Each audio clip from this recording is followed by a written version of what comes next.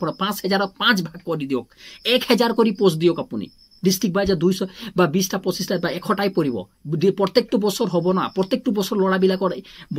অলপ কিবা এটা পাব না প্ৰত্যেক বছৰ দিয়ক 5000 দৰকাৰ নাই 1000 পোষ্ট দিয়ক আপুনি 5000 আমাৰ কোনো প্ৰয়োজন নাই 1000 পোষ্ট যদি আমি পাম প্ৰত্যেক বছৰে পাব লাগে বস ইমানে কথা মই ইমানে জানো মহাশয় আসাম পুলিচ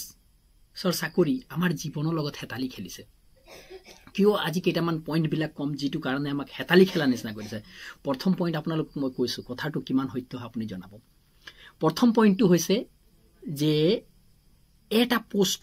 মানে ৰিকোয়াৰমেন্ট যদি উলাই পোষ্ট কিনে 2022-23 তে উলোৱা পোষ্ট 3 বছৰ প্লাস লৈ লয় এবাৰ ইলেকশন হ'বলৈ আছে সেই কাৰণে আপুনি গম পাইছে 3 বছৰত হৈছে যদি ইলেকশন নহল হেতেন মই আপোনালোকক স্পষ্ট কথা কৈছো যদি ইলেকশন নহল হেতেন এইটো আমাৰ যেটো পোষ্ট পাব লাগে আমাৰ যেটো মানে হ'ব লাগিছিল যে 1 বছৰ সে 1.5 বছৰ ভিতৰ মানে যিকোনো পোষ্ট মানে যিকোনো ষ্টেটত আপুনি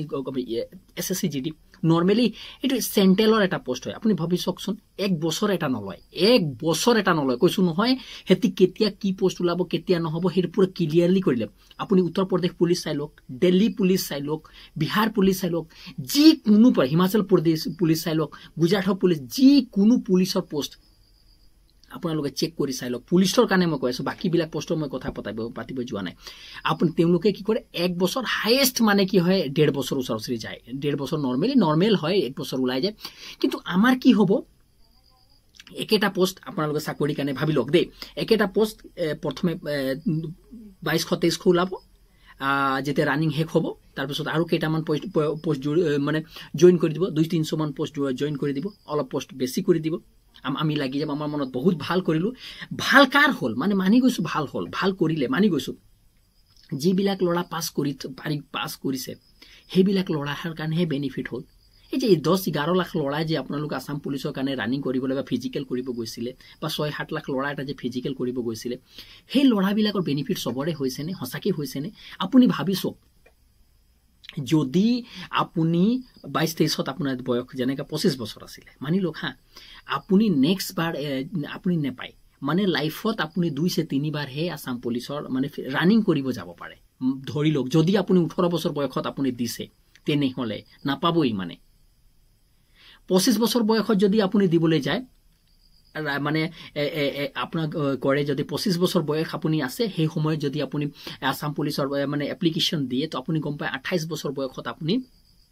সেই পোষ্টটো পাব ভাবিছলক 28 বছৰ পালাছে হৈ যাব যদি ইলেকশন নহয় মানে আপুনি ভাবিছকচোন কি ডাঙৰ গেম বয়সটো তো বহিনা মানে বহিনা থাকে যদি মই মানি গৈছো যদি আপুনি এটো পোষ্টটো আপুনি 3 বছৰ 4 বছৰ লগাই দিয়ে মানি গৈছো মহাশয়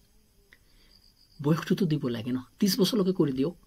26 নৰমালি 26 বছৰ লকে এতি দিয়ে এসএসসি জিডি 26 বছৰ 28 বছৰ লকে দি দিয়ে ন 28 বছৰ লকে দি দিয়ে এসএসসি জিডি যদি আপোনালোকৰ এসসি এসটি বিলাকৰ 28 বছৰ লকে ৰিজাৰ্ভেশনত দি দিয়ে আপোনাক তো দিব লাগে না মহাশয় হয় না নহয় আপুনি কথাটো এবাৰ মিলাই চাব যে জি লৰা বিলাকে দিনে ৰাতি আসাম পুলিচৰ এটা চাকৰি লম বুলি দিনে ৰাতি মানিছো আপুনি বহুত পোষ্ট দিছে এডিআরই বা গেট 3 জি আপুনি পোষ্ট দিছে মানিছো মহাশয় আপুনি সেই পোষ্টটো মই মানি লৈছো আপুনি বহুত দিছে কিন্তু বাস্তৱ ৰিয়েলিটিটো যদি মই চাবলৈ যাওঁ একদম ৰিয়েলিটি এনালাইজ কৰিলে আপোনালোকে গম পায় যে একদম হসাকে যদি ৰিয়েলিটিটো চাবলৈ হসাকে আপুনি দিছে নে পোষ্ট নে একেটা পোষ্টটোকে বঢ়াই গৈছে এতি ইমান লেন্থি বনাইছে আপুনি পোষ্ট অসমনি আসাম পুলিচৰ চাকৰিটো ইমান দিন লাগি জানো এসএসসি জিডি 40 লাখ 50 লাখ লৰা এক্সাম দিয়ে সেই এক্সামটো 6 মাহ 7 মাহৰ ভিতৰত বা 1 বছৰ ভিতৰত এতি ক্লিয়াৰ কৰিলে প্ৰত্যেকটো প্ৰসেস হেতৰ ক্লিয়াৰ হৈ যায় আপোনাৰ মহাশয় 3 বছৰ ওপৰত কিয় লাগি যায় আপুনি কথাটো বুজি পাইছে কি ৰিজনত লাগি যায় তাৰু এটা আপুনি মিমংখা উলাই লওক মহাশয় মই মহাশয় একেটা কথা আপোনাক কয় বাৰ একেটা কথা কওঁ যে এসএসসি আসাম পুলিচৰ ৰানিং প্ৰথমে কি কৰাব লাগে ৰানিং কৰোৱাতকৈ প্ৰথমে এক্সামটো লৈ লওক অগ্নিবীৰো আজিকালি এক্সাম লয় এসএসসি জিডিও এক্সাম লয় বা আপুনি উত্তৰ প্ৰদেশৰ পুলিচৰ যা বা বিহাৰ পুলিচ চাইলক বা দিল্লী পুলিচ চাইলক বা হাৰিয়ানা পুলিচ যি কোনো পুলিচৰ আজি বৰ্তমান আজি সময়ত প্ৰথমে এক্সাম পাতে আপুনি 1 টকা নলাই মানি গৈছো আমাৰ সাইডৰ পৰা 100 টকা আপোনাক দি দিছো সো প্ৰত্যেকে দিব ক্যান্ডিডেটে দিব প্ৰথমে আপুনি এক্সাম লৈ কিনি যিমান লৰা অতৰাব লাগে অতৰাই দিব তেওঁলোকৰ লাইফৰ লগত নেখেলিব জীৱনৰ লগত হেতালি নেখেলিব মানে আপুনি 100 টকা লৈ লওক কিন্তু তেওঁলোকৰ জীৱনৰ লগত হেতালি নেখেলিব মহাশয় আপোনাক একদম স্পষ্ট কথা কৈছো তেওঁলোকৰ জীৱনৰ লগত হেতালি নেখেলিব কিয় বহুত খেলিলো বহুত চালো বহুত মানে ইমান দিনৰ পৰা মোৰো বয়স এটা অভিজ্ঞতা হৈ গ'ল আসাম পুলিচৰ ক্ষেত্ৰত মই বুজি পাইছো তাৰ প্লেনিং আপোনালোকৰ প্লেনিং কথাটো বুজি পাইছো পুৰা জানো যে কি ধৰণে আপোনালোকে পোষ্ট দিয়ে কিন্তু মানুহ মই বেছি কলে আপুনি গম পাইছে মোৰ ভিডিঅটো টাৰ্মিনেট কৰাই দিব বা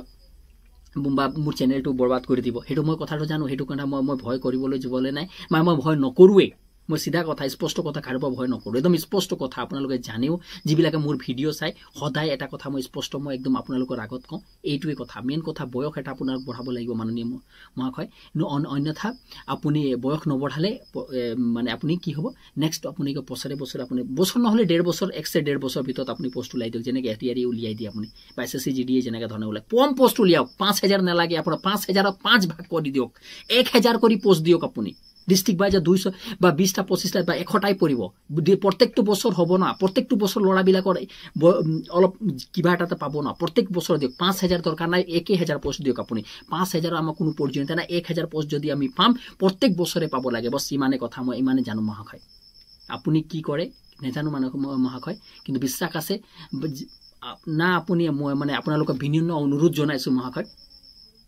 পোস্টটো প্ৰত্যেক বছৰে দিয়ক নহলে প্ৰথম এক্সাম পাতি কিনি যিবিলাক লৰা হসাকে যোগ্য নাই তাক অতক উলাই দিয়ক কিয় হেতৰ জীৱনৰ লগত হেতালি নেখলিব এই মাননীয় মহাশয়ৰ ওচৰত মই বিনম্ৰ অনুৰোধ ভিডিঅ যদি আপোনালোকে ভাল পাইছে চেনেলটো সাবস্ক্ৰাইব কৰিব নাপাহৰিব আৰু অন্য গ্ৰুপলৈ শ্বেয়াৰ কৰিব নাপাহৰিব তেতিয়ালৈ ধন্যবাদ